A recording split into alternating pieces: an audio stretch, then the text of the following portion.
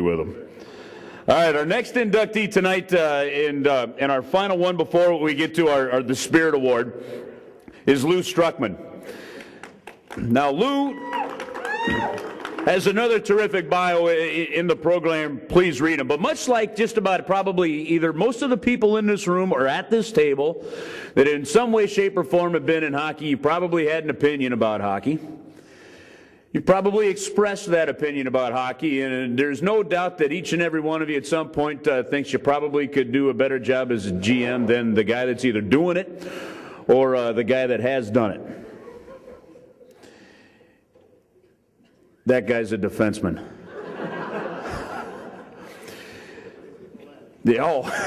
Gotcha. So I guess Lou decided that he was going to show how good of a general manager in the end that he was. But basically, as the story goes, as coach of the Junior B St. Louis Blazers, all right, they've got to go to the draft. They've got to pick their teams in the area. So this was back in 1977. Now, apparently, the player that was supposed to be the first pick in the area was a player by the name, and you all know most of this name, Dean Patrick. That, of course, was the son of Blues executive Lynn Patrick. All right, now, apparently, Dean made it very clear that he did not want to play for the Blazers. Does Eric Lindros come to mind? You know, just something along those kind of lines, all right, just to bring it more current for you. Apparently, Dean wanted to play for Afton. So Lou, though, thinking, no, I can do this. You know, I can be the Dallas Cowboys. I can get Theo to play for us. You know, I can do what I need to do. So he decides that he's going to go ahead and gamble. He talked to Dean's dad and decided, you know what, he doesn't want to play for me, but I can get him to play for us. We need this player, so he drafted Dean Patrick. Yep. Drafted Dean Patrick. Apparently, at the first practice, Dean spent half the time shooting the puck at his own teammates, and those were his hardest shots of the game. And Lou realized that maybe that wasn't a good idea, so he went ahead. He struck a deal. Now, this is where the story gets good. He struck the deal. He traded Dean over to the Afton organization, got some high draft picks coming in return. And when you get a player that doesn't want to play for you, things always seem to work out for the best. That's the same year that the Junior B Blues went to the national championship in Rochester, New York. It was the first team in St. Louis to ever get there. They did it 2 years in a row. So in the end, he proved his mettle and he got the job done. Our next inductee for the St. Louis Amateur Hockey Hall of Fame, Lou Struckman.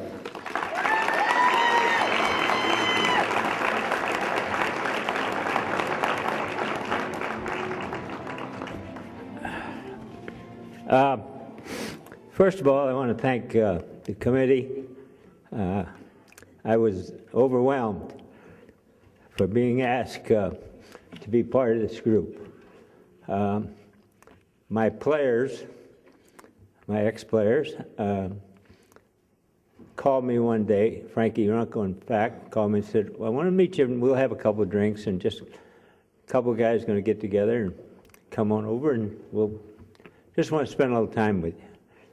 Well, I went over there, and Deanetta handed me a letter, and it was that I was going to be inducted into this particular group, and it was just outstanding.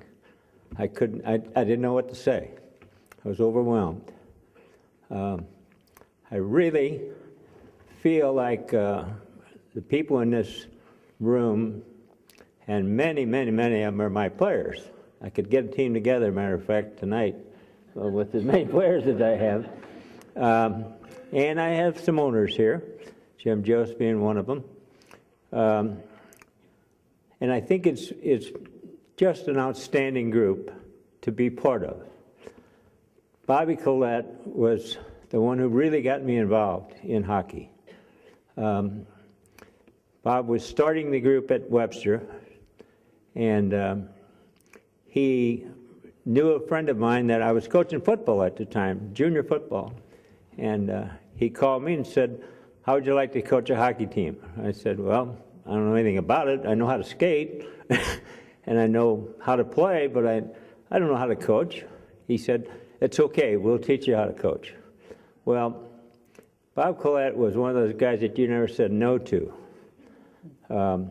He would give you like just come by and see me and we'll talk about it. Well, you don't just talk about it with Bob Collett. Bob Collett would give you all the answers why you should go ahead and do it and not even think about it. So I ended up that year starting with Bob Collett, and I had a Pee Wee team that had a bunch of ragtag kids that just wanted to play. And that's all I asked them to do.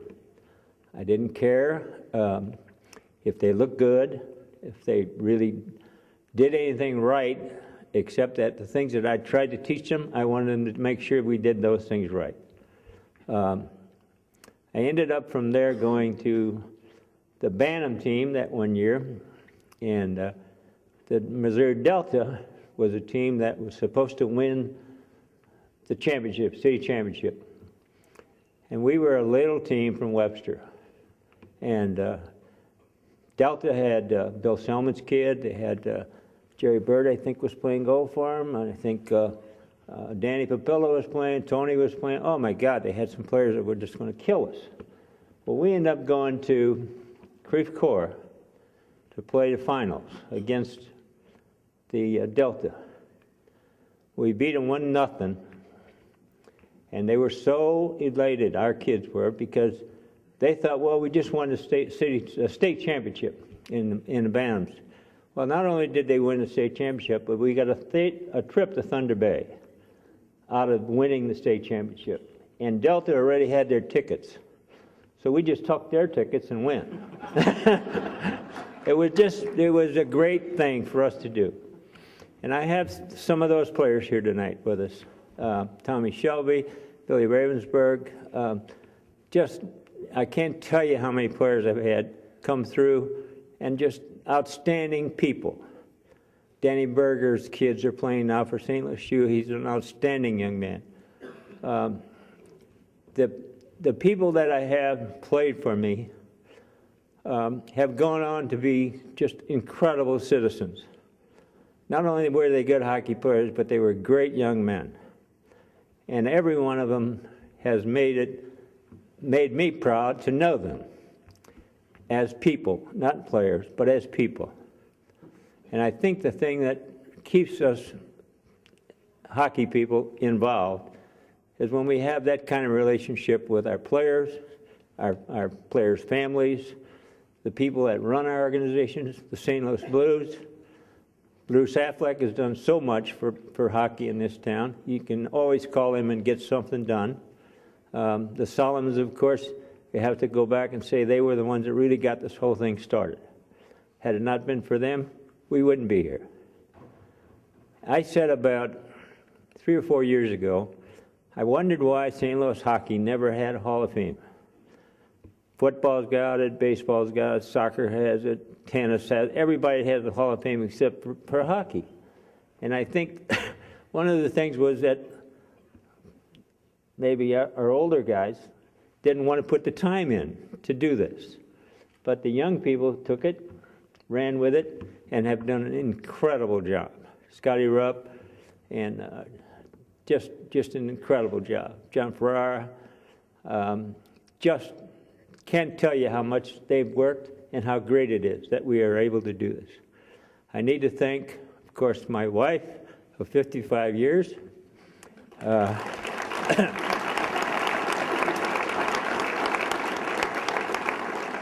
I think you're right. I think there's something about hockey coaches, they just kind of hang on. My daughter, my son-in-law, my sister, my uncle, all the people at my table here, my grandchildren. I think the thing that probably we as coaches look forward to, when I was coaching him, look forward to going to the next practice, to see the people, to see my players, to wonder what was going on with them, to help them out if I could, to always be ready for them, be there if they needed me, whether in hockey or anything they needed. I always tried to make it my point to want to help them. And I think we're just at a point now in hockey where kids are getting much better because they're getting better coaching. Our young players, our players that played for us are now coaching. Their kids are now playing. I've got players that Jost has got grandkids and great-grandkids playing for crying out loud. So you can tell that it's getting better, and it's going to get nothing but better. I want to thank all of you for coming this evening, and we appreciate your showing up. Thank you very much.